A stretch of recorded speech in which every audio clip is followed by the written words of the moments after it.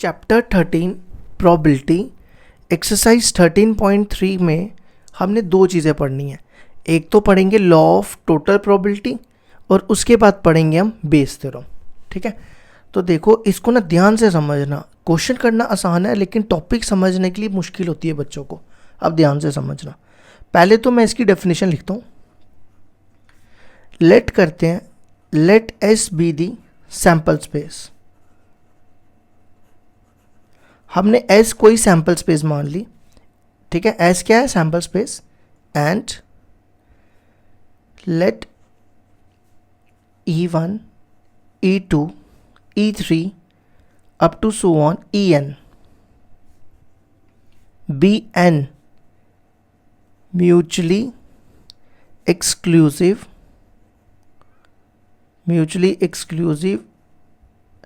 and exhaustive events।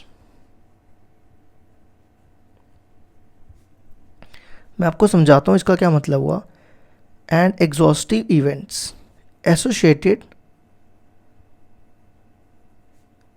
With a random experiment. पहले ना आप यहाँ तक समझो, पहले यहाँ तक समझाता हूँ फिर आगे बताता हूँ आगे थ्योरम क्या कहती है। देखो सबसे पहले कह रहा है एस हमने कोई सैम्पल स्पेस ले ली और E1 E2 E3 En वो क्या दिए हुए? N mutually exclusive exhaustive events. तो सबसे पहले ये समझो म्यूचुअली एक्सक्लूसिव का मतलब क्या होता है। म्यूचुअली एक्सक्लूसिव का मतलब होता है कि दो इवेंट उनके बीच में कुछ भी कॉमन ना हो, मतलब उनकी इंटरसेक्शन फाई हो। तो यहाँ पे E1 इंटरसेक्शन E2 फाई है, इसी तरह E2 इंटरसेक्शन E3 वो भी फाई है। मतलब किसी के साथ इंटरसेक्शन करोगे वो सब फाई है। ये तो हो गया म्यूचुअली एक्सक्लूसिव। अब आ जाओ एग्जॉस्टिव का क्या मतलब हुआ। एग्जॉस्टिव का मतलब हो गया कि जो इसकी सैंपल स्पेस है वो इन सब के बराबर है। E1 union E2 union E3 up to so on union En। ठीक है, ये समझ आ गई कि म्यूचुअली एक्सक्लूसिव हो गए कि इन सब के बीच में कुछ भी कॉमन नहीं है, और एग्जॉस्टिव हो गए अगर आप इन सब की यूनियन करोगे वो सैंपल स्पेस आएगा। यूनियन समझते हो ना? अगर A12 है और B23 है, ठीक है, तो इसकी यूनियन हो जाएगी 1 2 3, मतलब सारे के सारे एलिमेंट आ जाएंगे। तो ये हो गया यहाँ तक। ठीक है, अब आगे देखो, इसके बाद आगे क्या? If A is any event. अब मैं एक और इवेंट ले रहा हूँ, A is any event occurs, which लिखते पहले, विच अकर्स विद E1, ध्यान से सुनो, E1 और E2 और E3 up to so on और En। मतलब कि मैंने A जो लिया है वो E1 में भी है, E2 में भी है, E3 में भी है और En में भी है। मतलब A इन सब के अंदर कुछ ना कुछ है। जैसे मान लो इसमें 1 2 है, इसमें 2 3 3 4 4 5। जैसे मान लो E1 इसमें है 1 2, E2 है इसमें 3 4, E3 इसमें 4 5 6, मतलब ऐसे कुछ ना कुछ है। तो वो हो गया A। उस केस में इस A की प्रोबेबिलिटी कैसे निकाली जाती है? Then probability of A। ठीक है, इसका ना मैं प्रूफ भी कराऊंगा, फिलहाल आप इसके लिए फॉर्मूला याद रखो। PE1 into probability of A by E1 plus PE2 into probability of A by E2 plus so on PEN into probability of A by En। ठीक है, अब हम इस फॉर्मूले का प्रूफ करेंगे कि ये कैसे बना। देखो इसका प्रूफ।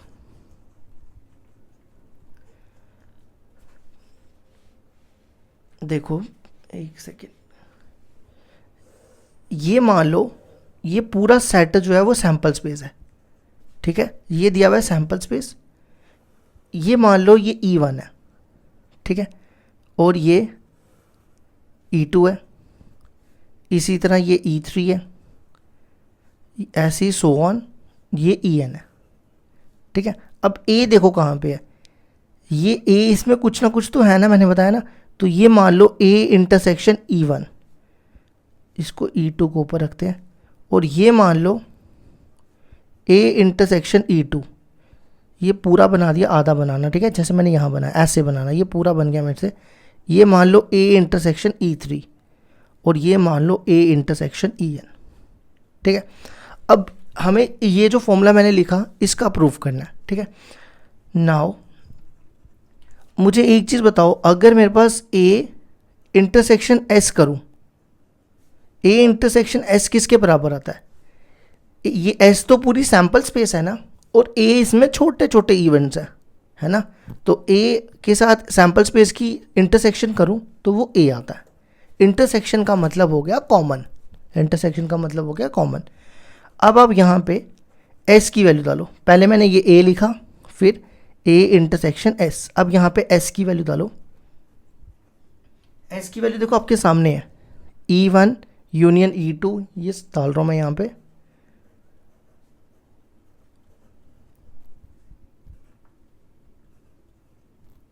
ठीक है, अब मैं यहाँ पे डिस्ट्रीब्यूटिव लॉ लगाने जा रहा हूँ। कौन सा लॉ? डिस्ट्रीब्यूटिव। इसको इसके साथ ए इंटरसेक्शन E1, बीच में यूनियन, फिर ए इंटरसेक्शन E2, इसको कहते हैं distributive law. Union a intersection E3 up to so on, बीच में यूनियन, फिर यूनियन ए इंटरसेक्शन EN, ठीक है। यहाँ तक हो गया। नेक्स्ट स्टेप देखो क्या करेंगे हम इसमें ना प्रोबेबिलिटी लगाएंगे। तो ये बनेगा सब पे प्रोबेबिलिटी लगा रहा हूँ। तो प्रोबेबिलिटी में यूनियन का क्या बन जाता है? प्लस, ठीक है। फिर यहाँ पे भी ए इंटरसेक्शन E2 और यूनियन का plus A intersection E3 plus so on, plus union का इंटरसेक्शन जैसी प्रोबेबिलिटी लगाएंगे EN, ठीक है। अच्छा, अब एक स्टेप और करना है, अब यहाँ पे ध्यान दो। अच्छा, आपने ये फॉर्मूला तो पढ़ा है ना, probability of A by E1। ये कंडीशनल प्रोबेबिलिटी में probability of A intersection E1 upon probability of E1 पढ़ा है ना। तो यहाँ से प्रोबेबिलिटी, इसको इधर ले जाओ, probability A by E1 into probability of E1 equal to, इसको मैं इधर लेके आऊँ तो ये बचेगा A इंटरसेक्शन E1। तो मतलब A इंटरसेक्शन E1 की जगह मैं लिख रहा हूँ प्रोबेबिलिटी, पहले लिख रहा हूँ प्रोबेबिलिटी E1 इंटू, फिर लिख रहा हूँ प्रोबेबिलिटी A बाय E1, ठीक है। इसी तरह प्रोबेबिलिटी A इंटरसेक्शन E2, अगर मैं यहाँ E2 कर दूँ तो ये क्या आ जाएगा? Probability A E2 into probability of A E2 plus so on, ऐसे ही E3 का डाल सकते हो। अब मैं EN का डाल रहा हूँ, मैं यहाँ पे N कर दूंगा तो A इंटरसेक्शन EN की जगह ये लिख रहा हूँ, probability EN into probability of A by EN। अगर आप देखो ये हमने प्रूफ कर दिया, ठीक है। ये देखो सेम है ना, सेम। तो अब हम पढ़ेंगे बायस थ्योरम, ठीक है। अब एक चीज़ याद रखना, ये समझने की ज़रूरत है। एक्सरसाइज तो आसान है, क्वेश्चन तो कोई भी सॉल्व कर लेता है, लेकिन टॉपिक समझने वाली बात है, ठीक है। नेक्स्ट टॉपिक है हमारा बेस थ्योरम। तो देखो सबसे पहले इसकी डेफिनेशन लिखते हैं। लेट S बी दी, बिल्कुल वैसे ही जैसे मैंने टोटल प्रोबेबिलिटी बताया आपको, let S be the sample space and let E1, E2, E3 up to so on EN be an mutually exclusive and exhaustive events। ये तो मैंने आपको सब समझा दिया ना, अभी तक हम सेम ही पढ़ रहे हैं। exhaustive events associated with a random experiment, ठीक है। इसके बाद हमने क्या किया था? ए लिया था, if A is any event वो किस किस में था, which occurs with E1, E2, E3 और लिखते जाना, और E1 मतलब ए जो है E1 में भी है, E2 में भी है, E3 में भी है, कुछ ना कुछ तो सब में है, और up to so on En में भी है। ठीक है, तो देन अब बेस थ्योरम क्या कहती है, ये कहती है probability EI upon A equal to, ये होगा PEI into probability of A upon EI, और यहाँ पे PE1 into A by E1 plus PE2 into probability of A by E2 plus so on PEN into probability of AEN। ठीक है, इसका हमने proof करना है। अब देखो, अगर एक चीज़ प्रूफ करने से पहले एक चीज़ बता दूं, अगर यहाँ पे E1 है तो यहाँ पे भी 1 और यहाँ लिख दो वेयर I, जो क्या है I होगा 1 2 3 up to so on n। अगर यहाँ पे I 1 है तो यहाँ भी 1 हो जाएगा, यहाँ भी 1, मतलब अगर E1 है तो फॉर्मूला क्या बनेगा, PE1 into probability of AE1। नहीं समझे, जैसे मान लो अगर मेरे को E1 बाई A निकालना है तो डिनोमिनेटर तो सेम ही रहने वाला है, न्यूमिनेटर में क्या चेंज आएगी, probability E1 into probability A by E1, और डिनोमिनेटर सेम रहेगा। ठीक है, अगर मेरे को E2 की निकालनी है तो यहाँ E2 आ जाएगा, बस ये फ़र्क है। ठीक है, अब देखो इसका प्रूफ, अभी हमने टोटल प्रोबेबिलिटी में PA का प्रूफ किया था ना, तो वो मैं इसको यहाँ पे यूज़ करूँगा, इसलिए मैं इसकी वैल्यू लिख रहा हूँ। ये हमने अभी पीछे जो थ्योरम पढ़ी लॉ ऑफ टोटल प्रोबेबिलिटी, उसमें हमने ये फॉर्मूला प्रूफ किया, plus so on probability EN into probability A by EN। ठीक है, नाउ अब मैं इसकी ना LHS ले रहा हूँ और इसको प्रूफ करूँगा RHS के equal. Probability EI upon A का फॉर्मूला लगाओ, प्रोबेबिलिटी A बाई B किसके इक्वल होता है,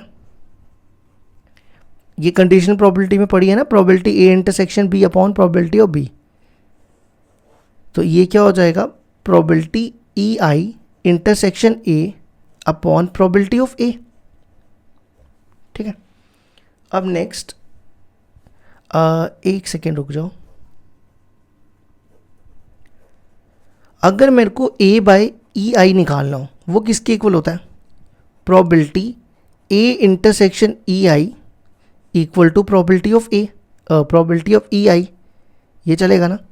अब मैं यहाँ से क्या कर रहा हूँ, प्रोबेबिलिटी इसकी वैल्यू निकाल रहा हूँ, इसको इधर ले जाओ, AEI into probability of EI। ठीक है, ये टर्म मैं इधर ले आया, और A इंटरसेक्शन EI को हम EI इंटरसेक्शन A भी लिख सकते हैं ना, क्यों, क्योंकि ये इंटरसेक्शन कॉमोडेटिव होता है, तो मैंने A इंटरसेक्शन EI को लिख दिया EI इंटरसेक्शन A। ठीक है, अब आप क्या करो, EI इंटरसेक्शन A की जगह, इसकी जगह हम ये रिप्लेस कर सकते हैं ना, तो इसकी जगह ये डालने जा रहे हैं, probability A by EI into probability of AEI upon PA। अब आप सिर्फ यहाँ पे PA की वैल्यू डाल दो तो प्रूफ हो गया, प्रोबेबिलिटी EAI बाय A, पहले EI लिख रहा हूँ into probability of A by EI upon, ये PA की वैल्यू देखो आपके सामने है, आप इसको यहाँ लिख दो, A by E1 plus probability of E2 into A by E2 plus so on probability of EN into probability of A by EN। अगर आप देखो यही प्रूफ करना था, देखो बिल्कुल सेम है दोनों, मैंने LHS ली थी, ये मैंने RHS के इक्वल प्रूफ कर दिया है ना। अब एक चीज़ और बता दूं, फिर उसके बाद एक्सरसाइज शुरू करते हैं।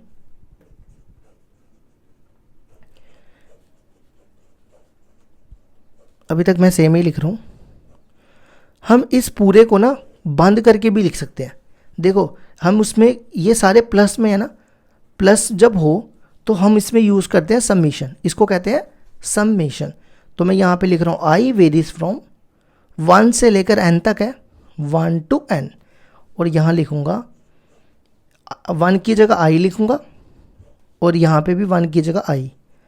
तो ये जो डिनोमिनेटर में हमने लिखा ना, इस पूरे को हम ऐसे भी लिख सकते हैं। ठीक है, आप कोई भी यूज़ कर सकते हो, आपको ये अच्छा लग रहा है तो ये करो, ये अच्छा लग रहा है तो ये करो। तो अब शुरू करते हैं एक्सरसाइज 13.3।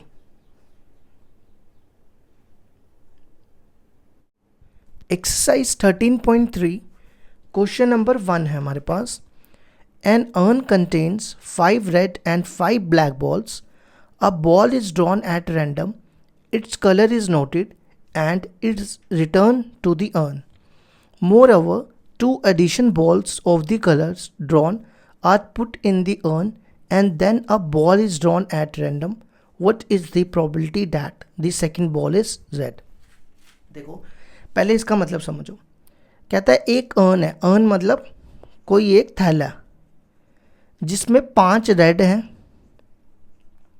और 5 ब्लैक हैं, बॉल्स हैं। ठीक है, ये हमने मान लिया। फिर उसके बाद कहता है a ball is drawn at random, it's colour is noted and is return to the urn. मतलब इसमें से कोई एक बॉल निकालो, निकाली आपने और उसका कलर नोट करके वापस उस बैग में इस बॉल को डाल दो। ठीक है, आगे कहता है इसके बाद moreover 2 addition balls of the colour drawn are put in the urn, then a ball is drawn at random. What is the probability that the second ball is red? देखो कह रहा है कि आप 2 बॉल्स इसमें, इस earn में 2 balls और ऐड करो। जब आपने ऐड कर दी फिर से सेकंड, जैसे आपने फर्स्ट बॉल तो निकाल दी ना, कि इसमें से एक बॉल निकाली थी, उसका कलर नोट करके वापस डाल दिया। फिर कह रहा है जैसे ही आपने 2 बॉल्स डाली फिर उसके बाद एक और बॉल्स इसमें से निकालो और बताओ कि वो जो सेकंड बॉल निकाली आपने उसकी प्रोबेबिलिटी निकालो कि सेकंड बॉल निकली और वो रेड होनी चाहिए, उसकी प्रोबेबिलिटी निकालो। देखो क्या करेंगे, जब आपने इसमें एक बॉल निकाली, ठीक है, या तो वो रेड होगी या तो वो ब्लैक होगी, ऐसा ही होगा ना। तो मैं इसको मान लेता हूँ E1 और इसको मान लेता हूँ E2। देखो यहाँ पे E2 मैं क्या ले रहा हूँ, first drawn ball is red. मैंने मान लिया कि जो पहली बॉल निकली वो रेड है, या ऐसा भी हो सकता है कि जो फर्स्ट बॉल है वो ब्लैक निकले। First drawn ball is black. ठीक है, तो E1 की प्रोबेबिलिटी क्या होगी। अब ब्लैक रेड देखो कितनी है, रेड है 5 और टोटल कितनी है 5 + 5 10, तो ये आ जाएगा 1/2। अब E2 की प्रोबेबिलिटी देखो क्या होगी, ब्लैक बॉल्स है ना, ब्लैक वाली कितनी है 5 और टोटल कितनी होगी 5 + 5 10। ठीक है, यहाँ तक हो गया। अब इसके बाद हमें क्या करना है, 2 बॉल्स इसमें ऐड करनी है। तो नेक्स्ट लेते हैं।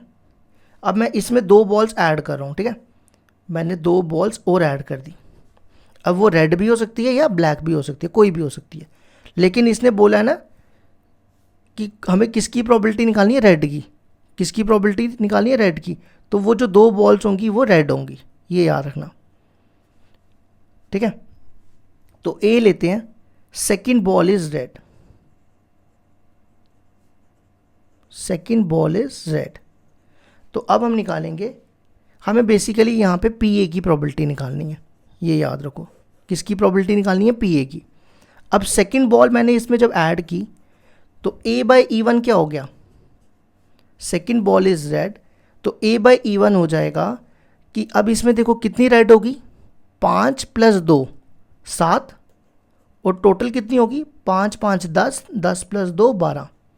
ठीक है, इसी तरह A/E2, E2 कितना है, E2 कहता है कि 2 बॉल्स ऐड की लेकिन प्रोबेबिलिटी E2 क्या है, ब्लैक। तो ब्लैक कितनी रह जाएंगी, ब्लैक तो 5 ही रह जाएंगी और टोटल कितनी हो जाएगी 12। ठीक है, अब हमने निकालना है प्रोबेबिलिटी ए। इसका फॉर्मूला मैंने आपको लॉ ऑफ टोटल प्रोबेबिलिटी में पढ़ाया अभी, तो इसका फॉर्मूला ये होता है।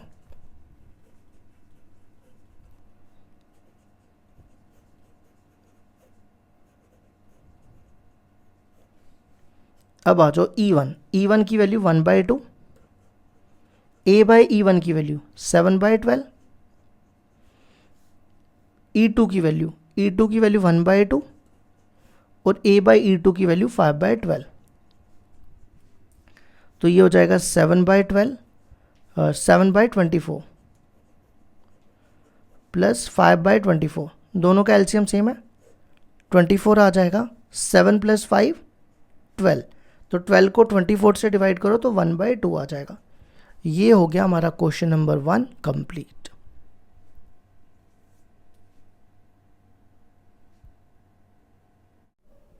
क्वेश्चन नंबर 2 है हमारे पास। A bag contains 4 red and 4 black balls, another bag contains 2 red and 6 black balls. One of the 2 bag is selected at random. A ball is drawn from the bag which is found to be red. Find the probability that the ball is drawn from the first bag. ठीक है, अब question को ना समझने की कोशिश करो। एक बैग है जिसमें 4 रेड और 4 ब्लैक है। दूसरा बैग है जिसमें 2 रेड और 6 ब्लैक है। ठीक है, one of the 2 bag is selected at random और ball is drawn from the bag which is found to be red. देखो हमें यहाँ पे कह रहा है कि हमने क्या करना है, यहाँ से बॉल निकालनी है और वो क्या निकलनी चाहिए, बॉल रेड निकलनी चाहिए। ठीक है, तो कहता है क्या प्रोबेबिलिटी है कि वो फर्स्ट बैग में से रेड निकले। तो हमें क्या निकालना है, फर्स्ट बैग में से। ठीक है, तो E1 हो जाएगा फर्स्ट बैग इज सिलेक्टेड, मैंने E1 को ले लिया फर्स्ट बैग सिलेक्टेड। ठीक है, और E2 को ले लिया सेकंड बैग इज सिलेक्टेड। और A देखो हम क्या लेंगे, A हमें क्या लेना है, रेड। क्या लेना है, रेड। अब ball is drawn to be red. ठीक है, अब हम इन सब की प्रोबेबिलिटी निकालते हैं। E1 की प्रोबेबिलिटी क्या होगी, देखो बैग 2 ही हैं, 2 ही बैग हैं और फर्स्ट बैग की प्रोबेबिलिटी निकालेंगे तो 1/2। अब E2 में भी बैग की प्रोबेबिलिटी निकालनी है तो वो भी 1/2। अब A/E1, देखो A/E1 का मतलब है कि फर्स्ट बैग में से कौन सी बॉल लेनी है, रेड बॉल। A/E1 का क्या मतलब हुआ कि फर्स्ट बैग में से हमें रेड की प्रोबेबिलिटी निकालनी है। तो फर्स्ट बैग में देखो रेड कितनी है, फर्स्ट बैग में रेड है 4, कितनी है 4, और टोटल देखो कितनी है फर्स्ट बैग में, 4 + 4 8, वो हो जाएगा 1/2। अब आ जाओ A/E2। A/E2 का मतलब हुआ कि हमें सेकंड बैग में से रेड बॉल लेनी है। तो सेकंड बैग में रेड देखो कितनी है 2, और टोटल कितनी हो जाएगी 2 + 6 8, वो हो जाएगा 1/4।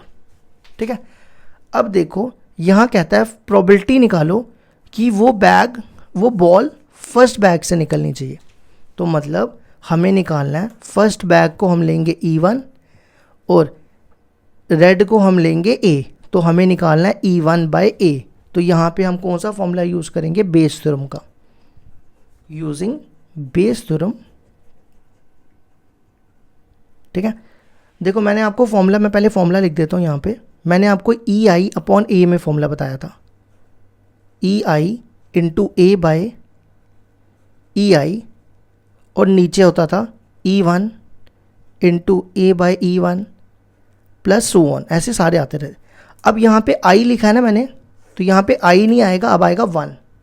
तो देखो क्या बनेगा फॉर्मूला, PE1/A इक्वल टू, यहाँ पे I की जगह E1 आएगा इंटू A/E1, और नीचे तो वही same E1 × PA/E1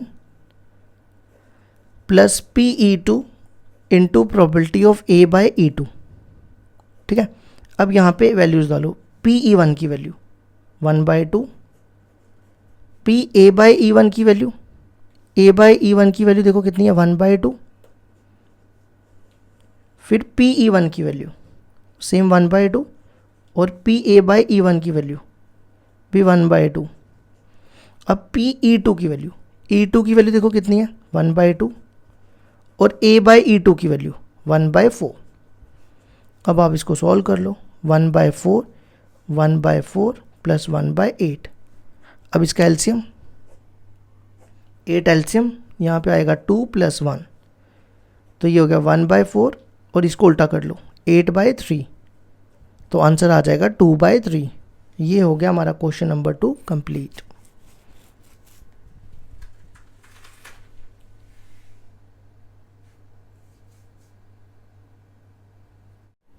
question number 3 है हमारे पास, of the student in a college it is known that 60% reside in hostel and 40% are day scholar. Previous year result reports that 30% of all students who reside in hostel attains A grade and 20% of day scholars attain A grade in their annual examination. At the end of the year, one student is chosen at random from the college and he is an A grade.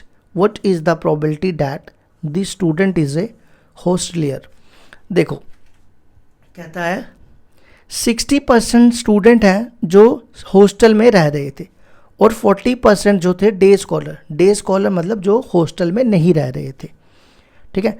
उसके बाद कहता है कि 30% जो student hostel में रह रहे थे उनको ए ग्रेड मिला और जो 20% हॉस्टल में नहीं रह रहे थे उनको ए ग्रेड मिला, ठीक है। तो हमें प्रोबेबिलिटी निकालनी है कि स्टूडेंट इज ए हॉस्टलियर, मतलब जो हॉस्टल में रह रहे थे। देखो कैसे करेंगे, E1 ले लो, student who resided in hostel, जो हॉस्टल में रह रहे थे उनको मैंने E1 ले लिया, ठीक है। और E2 ले लो, स्टूडेंट और इसको ले लो, student is a day scholar, ये मैंने E2 ले लिया, ठीक है।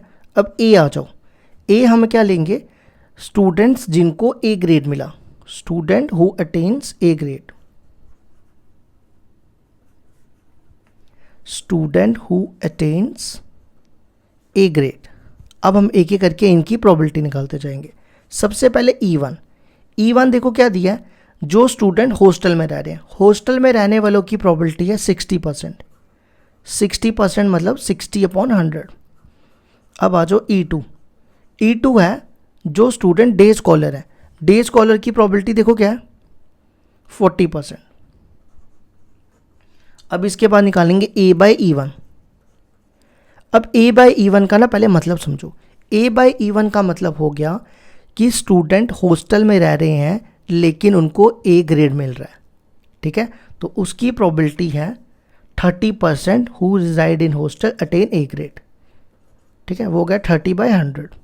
अब आ जाओ A by E2, A by E2 का मतलब हो गया वो स्टूडेंट जो हॉस्टल में नहीं रह रहे और उनको भी ए ग्रेड मिल रहा है, उनकी प्रोबेबिलिटी है 20%, ठीक है।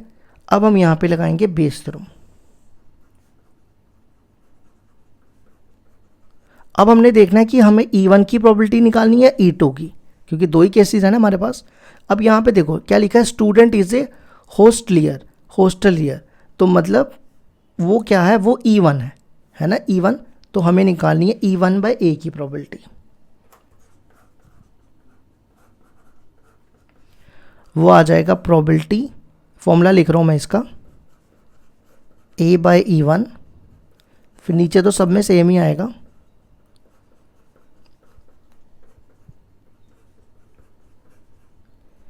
ये देखो मैंने बेस थ्योरम का फॉर्मूला लिख दिया। अब इसमें वैल्यूज़ डालना शुरू करो। E1 की वैल्यू 60/100, फिर A बाई E1 की वैल्यू, A बाई E1 की 40/100, 40/100 नहीं 30/100। अब E1 की तो 60/100 और इसकी भी 30/100। अब आ जाओ E2 की। E2 की प्रोबेबिलिटी देखो क्या, E2 की प्रोबेबिलिटी 40/100 और A/E2 की 20/100। तो ये एक काट दो, एक ये काट दो, 6 3 ज़ा 18 और 10 10 ज़ा 100। ठीक है, फिर इधर भी 6 3 ज़ा 18 अपॉन 100, 4 2 ज़ा 8 अपॉन 100। अब आप इनका एलसीएम ले लो, ये आ जाएगा 18 अपॉन 100, ये हो जाएगा एलसीएम तो सेम ही आएगा 28/100। ये और ये कट गया, 18/28 को काटो, 2 के टेबल से काटोगे, एक सेकेंड मैंने ये ठीक किया, 6 3 ज़ा 18, 18 प्लस 28 26 होता है। 2 के टेबल से काटोगे तो 9 और ये 2 के टेबल से काटोगे 13। तो ये हो गया हमारा question number 3 complete.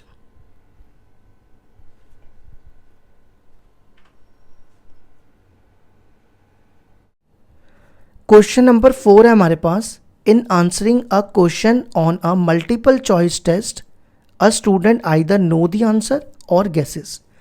Late 3/4 be the probability that he knows the answer and 1/4 be the probability that he guesses. Assuming that a student who guesses at the answer will be correct with probability 1/4, what is the probability that the student know the answer given that he answered it correctly? देखो question को समझो। Question कह रहा है एक multiple choice test है, उसमें या तो स्टूडेंट को आंसर पता है या तो वो गेस कर रहा है। 3/4 दिया प्रोबेबिलिटी उसकी कि उसको आंसर पता है, और 1/4 प्रोबेबिलिटी दी है कि वो आंसर को गेस कर रहा है। ठीक है, अब यहाँ पढ़ो, assuming that a student who guesses the answer will be correct with probability 1/4। कह रहा है अगर ये अज्यूम कर गेस कर रहा है आंसर को कि उसका आंसर ठीक होगा तो उसकी प्रोबेबिलिटी है 1/4। तो हमें निकालना है कि क्या प्रोबेबिलिटी है कि स्टूडेंट को आंसर पता है लेकिन उसका आंसर करेक्ट है। देखो कैसे करेंगे। सबसे पहले E1 ले लो, student know the answer, student knows the answer. ठीक है, और E2 ले लो, स्टूडेंट गेसेस द आंसर। और ए क्या होगा यहाँ पे, ए देखो क्या होगा, ए होगा करेक्ट, ए क्या होगा करेक्ट, तो उसको हम लिखेंगे द आंसर इज करेक्ट। अब हम क्या करते हैं, E1 की प्रोबेबिलिटी निकालते हैं। अब E1 की प्रोबेबिलिटी देखो क्या, स्टूडेंट नो द आंसर, यहाँ देखो a student 3/4 be the probability that he knows the answer, तो वो हो गया 3/4। अब E2 की प्रोबेबिलिटी, E2 है student guesses the answer, 1/4 B the probability that he guesses, वो हो गया 1/4। अब आ जाओ A/E1। पहले तो A/E1 का मतलब क्या है, A/E1 का मतलब है स्टूडेंट, ध्यान से सुनो, student know the answer but the answer is correct. Student को आंसर पता है लेकिन उसका आंसर ठीक आया। तो जब आपको पता हो आपका आंसर सही है तो उसकी प्रोबेबिलिटी क्या होती है, मतलब उसको श्योर है कि उसका आंसर ठीक है, तो उसकी प्रोबेबिलिटी होती है 1। ठीक है, श्योर इवेंट की प्रोबेबिलिटी कितनी होती है 1। अब आ जाओ A/E2। A/E2 का मतलब हो गया student guesses the answer but the answer will be correct. A/E2 का क्या मतलब हुआ, student guesses the answer but the answer is correct, उसको आंसर वो गेस कर रहा है और लेकिन उसका आंसर ठीक आ रहा है, तो उसकी प्रोबेबिलिटी दी है, देखो यहाँ पढ़ो, student who guesses the answer will be correct with probability 1/4। ठीक है, इसमें और इसमें क्या फ़र्क है, इसमें ये फ़र्क था कि इसमें सिर्फ स्टूडेंट नो द आंसर और इसमें था student know the answer but the answer is correct. ठीक है, ये फ़र्क है, इसमें करेक्ट आएगा और इसमें करेक्ट नहीं आएगा। अब हमें देखना है कि हमें बेस तुर्म में E1 की प्रोबेबिलिटी निकालनी है E2 की। तो आप क्वेश्चन को पढ़ लो, वहाँ से आपको पता चल जाएगा। What is the probability that student know the answer, तो स्टूडेंट नो दी आंसर को हमने E1 लिया हुआ है, तो हमें निकालना है E1/A। तो इसका फॉर्मूला डालो और इसमें वैल्यूज डालो, आंसर आ जाएगा।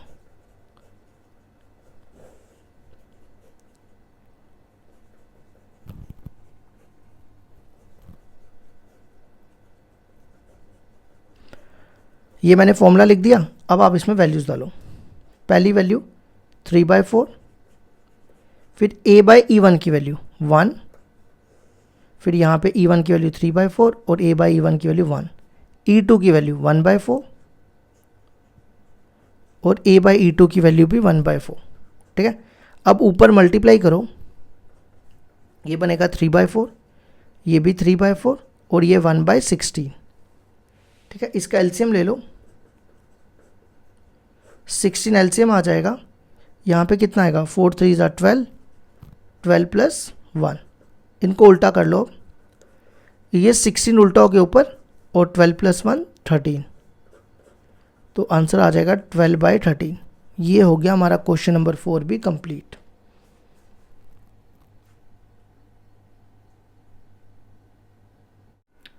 क्वेश्चन नंबर 5 है हमारे पास, a laboratory blood test is 99% effective in detecting a certain disease when it is in fact present. However, the test also yield a false positive result 0.5% of the healthy person tested. If a healthy person is tested with probability 0.005, the test will imply he has the disease. If 0.1% of the population actually has the disease, what is the probability that a person has the disease given that the test result is positive? देखो, इसमें इसने कहा कि एक laboratory में test किया गया कि 99% लोगों को डिजीज़ है, लेकिन बाद में ये भी पता चला कि वो जो टेस्ट था वो फॉल्स हुआ कि 0.05% बंदों को हेल्दी थे। ठीक है, यहाँ तक तो ये मतलब हो गया। उसके बाद कहता है 0.1% of the population actually has the disease, मतलब 0.1% पॉपुलेशन को ही डिजीज़ है। तो हमें निकालना है कि बताओ कि a person has the disease given that, probability निकालनी है। ठीक है, देखो कैसे करेंगे। E1 ले लेते हैं, पर्सन हैज़ द डिजीज़, मान लिया कि उसको डिजीज़ है।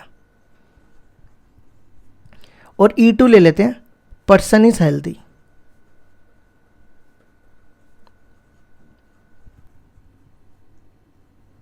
ठीक है, और ए ले लेते हैं। ए, अब ये डिजीज़ का कैसे पता चला, जब उसका टेस्ट किया गया है ना, और टेस्ट क्या आया, पॉजिटिव, टेस्ट इज पॉजिटिव। अब E1 क्या होगा, अब E1 में ना टेस्ट की बात नहीं की जा रही, सिर्फ ये बोला जा रहा है पर्सन हैज़ द डिजीज़। तो आप देखो यहाँ पे लिखा हुआ है 0.1% of the population actually has the disease, यहाँ पे टेस्ट की बात नहीं की जा रही, तो वो हो जाएगा 0.1%। परसेंट को आप नीचे ले आओ 100, तो ये हो जाएगा 1/1000। इसका पॉइंट भी नीचे आ गया। अब E2 का मतलब क्या हुआ, पर्सन इज़ हेल्दी। तो अगर इतने परसेंट लोगों को डिजीज़ है तो पर्सन हेल्दी कैसे होंगे, कितने होंगे, तो वो क्या करना है, 1 माइनस कर दो, ये 1/1000, तो वो आ जाएगा 999/1000। ठीक है, अब आ जाओ A/E1। A/E1 का क्या मतलब है, person has the disease but test is positive, मतलब उसको डिजीज़ है, लेकिन जब उसका, ये कैसे पता चला, जब उसका टेस्ट पॉजिटिव आया। तो वो लोग देखो कहाँ पे है, देखो यहाँ लिखा है, a laboratory blood test is 99% effective in detecting a certain disease when it is in fact present. देखो, इसका लेबोरेटरी में ब्लड टेस्ट किया गया, 99% लोगों को डिजीज़ थी, चाहे वो फॉल्स था या ट्रू था, लेकिन हम यहाँ मान के चलेंगे कि उनको है।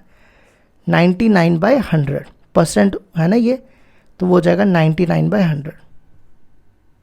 ठीक है, अब आ जाओ इसके बाद, अब हमें निकालनी है A/E2। A/E2 का क्या मतलब हुआ कि पर्सन इज़ हेल्दी, जब उसका टेस्ट पॉजिटिव आया, तो वो देखो, वो फॉल्स आया था ना उसका कि उसको डिजीज़ थी, तो उस केस में कितनी क्या था उसकी 0.5%। तो परसेंट को हटाओ अपॉन 100 और पॉइंट को हटाओ अपॉन 1000। ठीक है, अब हमें देखना है कि हमें A/E1 निकालना है कि A/E2। देखो यहाँ पे यहाँ लिखा है पर्सन हैज़ द डिजीज, और डिजीज वाले को मैंने E1 लिया हुआ है।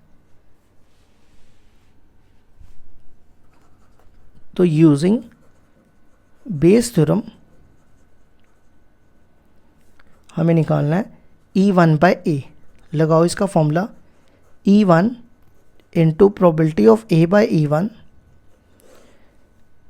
PE1 into probability of A/E1 फिर E2 into probability of A/E2। अब आप इनकी वैल्यूज डालो यहाँ पे। E1 की वैल्यू 1/1000, A/E1 की वैल्यू 9 नहीं, A/E1 की वैल्यू ये है 99/100 अपॉन, अब ये दोनों तो वही सेम आ गए। अब PE2 की वैल्यू 999/1000 इंटू A/E2 की वैल्यू वो क्या है 5/1000। ये हो जाएगा 99 अपॉन, कितने ज़ीरो आ जाएंगे 5 ज़ीरो, 3 4 5। ठीक है, मैं इसका ना एलसीएम लेने जा रहा हूँ। ये हो जाएगा कितने 5 ज़ीरो है और यहाँ पे 6 ज़ीरो है, तो 6 ज़ीरो नीचे आ जाएंगे, 3 4 5 6। ठीक है, तो 1 ज़ीरो इसके पास चला जाएगा 990 और ये सेम आ जाएगा। ठीक है, ये कितने कटेंगे, ये 5 इसके साथ कट जाएंगे 99 और ये 10 उल्टा होके ऊपर आ जाएगा। यहाँ बचेगा 990 और इसको इससे मल्टीप्लाई करेंगे तो आएगा 4995। तो ये हो जाएगा 990 और ये प्लस करके आएगा 5985। ठीक है, अब इसको 5 के टेबल से काटो। 5 के टेबल से कटेगा ये 11 के टेबल से कटेगा, 11 के टेबल से काटो। ये काट कूट लेना, मैं डायरेक्टली लिख देता हूँ। इसको काट के आंसर आएगा 22/133। आप 2 के टेबल से, 5 के टेबल से, 10 के टेबल से किसी से भी काट के चेक कर लेना। तो ये हो गया हमारा क्वेश्चन नंबर 5 कंप्लीट।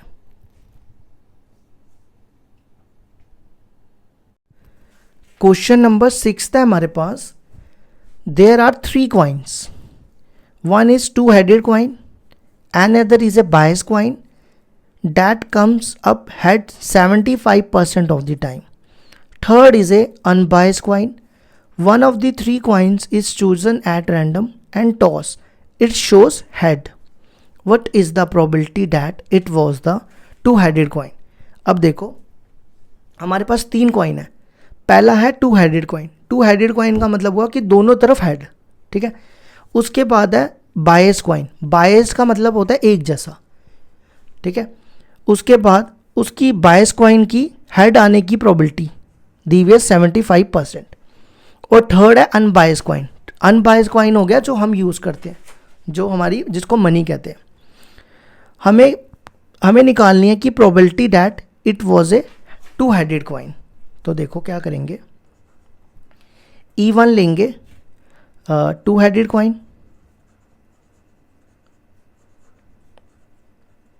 ठीक है, E2 लेंगे बायस कॉइन, E3 लेंगे अनबायस कॉइन। ठीक है, ये मैंने तीनों कॉइन यहाँ पे लिख दिए उनके नाम। अब ए देखो क्या कहता है, one of the 3 coins is chosen and random and toss it shows head. तो हम यहाँ पे ले लेंगे कॉइन शोज अ हेड। ठीक है, अब E1 की प्रोबेबिलिटी निकालो। अब देखो 3 कॉइन है ना, 3 कॉइन की प्रोबेबिलिटी क्या होती है 1/3 और E2 की भी वही सेम होगी और E3 की भी वही सेम। ठीक है, अब आ जाओ A/E1। A/E1 होगा 2-headed कॉइन, लेकिन कॉइन में क्या आना चाहिए हेड। अब 2-headed कॉइन में दोनों तरफ हेड ही है, तो 2 हेड हो गए और टोटल भी 2 ही होंगे, तो 2/2 हो गया 1। अब A/E2 हो गया बायस क्वाइन, और हमें प्रोबेबिलिटी निकालनी है हेड की। तो देखो यहाँ लिखा हुआ है बायस क्वाइन हेड की प्रोबेबिलिटी है 75%, वो गया 75/100। अब आ जाओ A/E3। A/E3 हो गया अनबायस क्वाइन। अनबायस क्वाइन में हमें हेड लेना है। अब जो हम अपनी नॉर्मल लाइफ में यूज़ करते हैं उस क्वाइन में हेड कितनी बार होता है? हेड एक ही बार ही होता है, और उसके फेसेस दो होते हैं ना, तो हो गया 1/2। एक हो गया उसका हेड का फेस और एक हो गया टेल का फेस, इसलिए मैंने दोनों फेस को 2 लिख दिया। अब हमें देखना है कि E1 की निकालनी है, E2 की या E3 की। देखो यहाँ लिखा है 2 हेडेड कॉइन, 2 हेडेड कॉइन है E1, तो अब हम यहाँ पे लगाएंगे Bayes theorem. Using Bayes theorem सिर्फ आपको फॉर्मूला डालना है और आंसर आ जाएगा। PE1/A। E1 इसलिए क्योंकि हमें किसकी प्रोबेबिलिटी निकालनी है? 2 हेडेड की। फॉर्मूला देखो क्या होगा, E1 इंटू A/E1, फिर यहाँ पे E1 into A/E1 plus E2 into A/E2, फिर E3 इंटू A/E3। ठीक है, अब E1 की वैल्यू, E1 की देखो वैल्यू क्या, 1/3। A/E1 की वैल्यू 1, फिर E1 की वैल्यू 1/3, A/E1 की वैल्यू 1, E2 की वैल्यू 1/3, सबकी 1/3 है, और A/E2 की वैल्यू 75/100। ठीक है, अब आ जाओ E3 की, E3 की भी 1/3 और A/E3 की 1/2। अब आप इसको सॉल्व कर लो, आंसर आ जाएगा 1/3, ये हो जाएगा 75/300। इसको मैं इसलिए नहीं काट रहा, इजी रहेगा, ऐसे कैलकुलेशन मुश्किल हो जाएगी। 1/6। ठीक है, अब आप इनका एलसीएम ले लो। काटना है वैसे काट दें, चलो काट ही देते हैं। 25 के टेबल से काटो 3, और ये कितना बचेगा 12, है ना, ये कटता ये 3 और ये 4। अब एलसीएम लो इसका, 12 एलसीएम आ जाएगा, यहाँ पे आएगा 4, यहाँ 1 नहीं, यहाँ 3 है, और यहाँ पे 2, तो ये 1/3, ये 12 उल्टा करके ऊपर 4 + 3 7 + 2 9। ठीक है, तो ये कटेगा कितने से, एक सेकेंड देखो मैंने ठीक लिखा है ना, 1/3 1/3 3/12, ये इधर मल्टीप्लाई हुआ 4, ये सेम इधर 2, 7 9, हाँ ठीक है, ये आ गया 4/9 आंसर। तो ये हो गया हमारा क्वेश्चन नंबर 6 भी complete.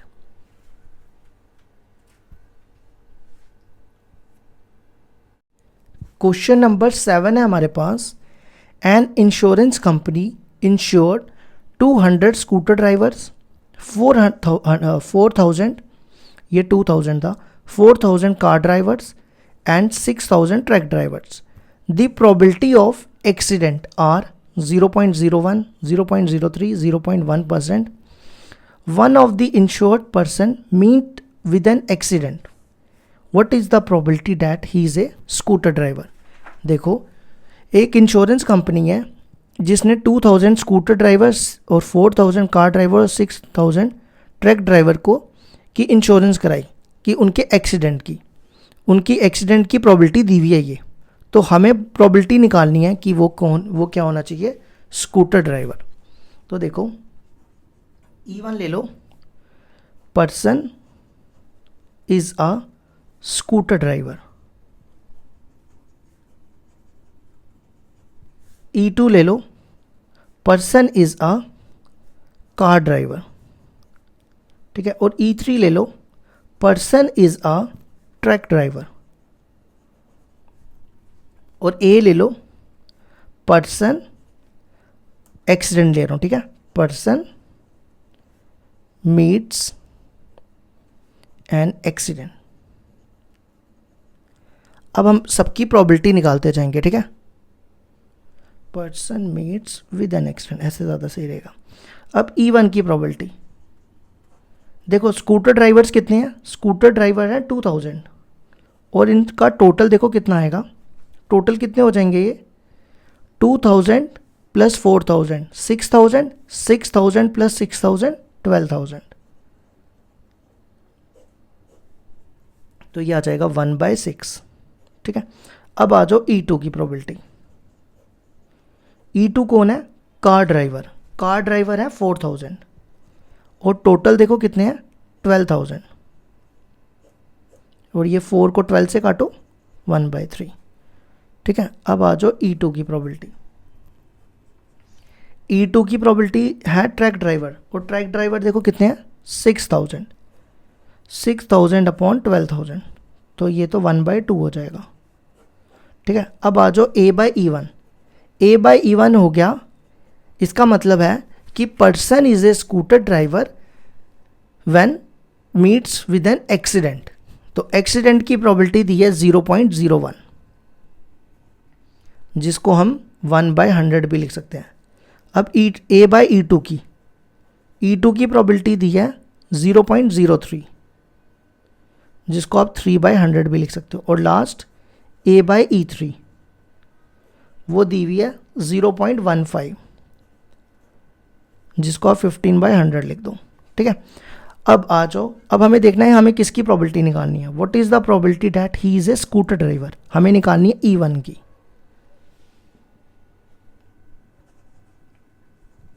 Using Bayes theorem PE1/A वो होगा PE1 इंटू A/E1, ये मैं फॉर्मूला डाल रहा हूँ, upon PE1 into A/E1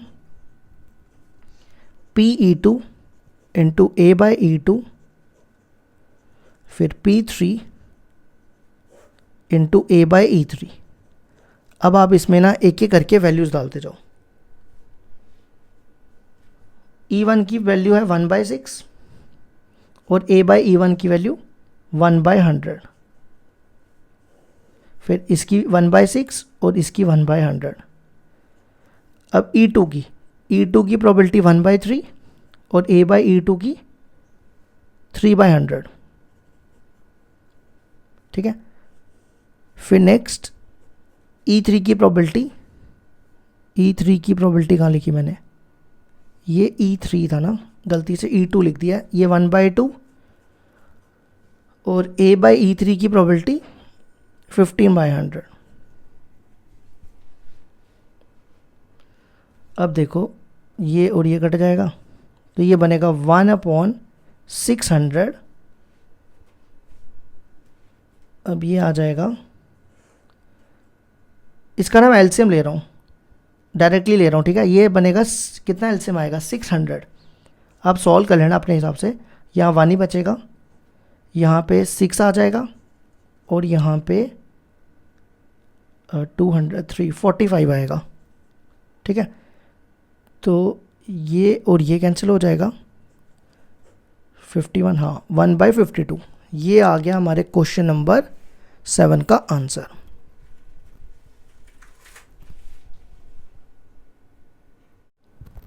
question number 8 है हमारे पास। A factory has 2 machines A and B. Past records show that machine A produce 60% of the items of output. Machine B produce 40% of the items. आगे पढ़ो। Further, 2% of the items produced by machine A and 1% produced by machine B were defective. यहाँ पे ध्यान देना, ठीक है। All the items are put into one stockpile. Stockpile मतलब store. And then one item is chosen at random from this and is found to be defective. What is the probability that was produced by machine B? ठीक है, देखो एक factory है जिसके पास 2 machines हैं। एक machine 60% item produce कर रही है और दूसरी मशीन 40% आइटम प्रोड्यूस कर रही है। अब उनमें से 60 में से 2% आइटम जो मशीन ए निकाल रही है वो डिफेक्टिव है और जो 1% मशीन बी निकाल रही है वो डिफेक्टिव है। ठीक है, तो हमें निकालना है कि what is the probability that was produced by machine B. तो देखो कैसे करेंगे। सबसे पहले E1 ले लो। E1 हो जाएगा आइटम इज प्रोड्यूस्ड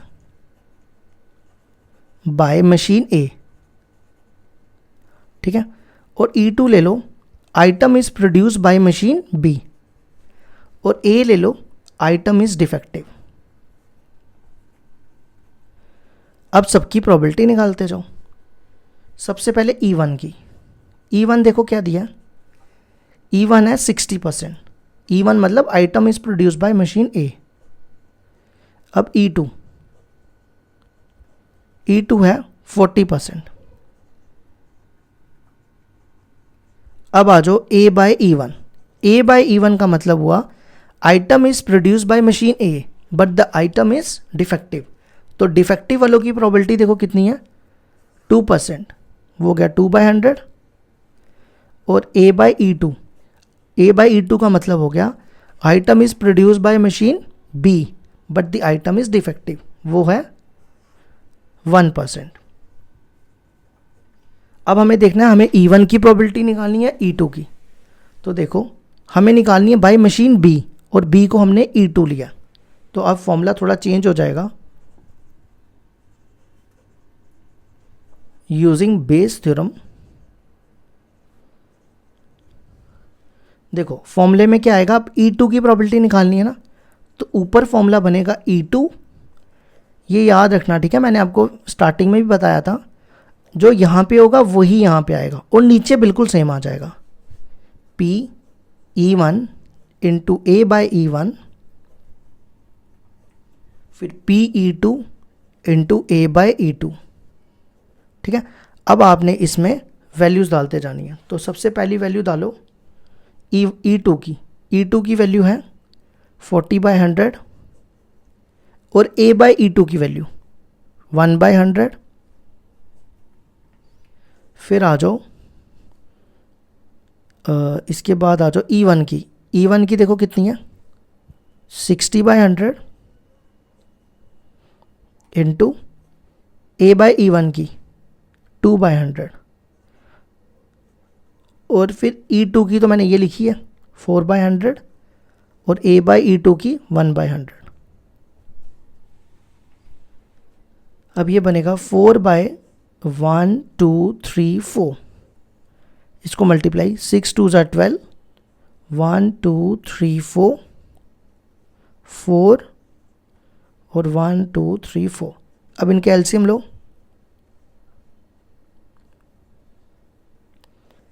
इसका भी एलसीएम 1 2 3 4, 12 + 4, तो ये बना 4/12 + 4 16। तो हमारा आंसर आ गया 1/4। तो ये हो गया हमारा क्वेश्चन नंबर 8 भी कंप्लीट।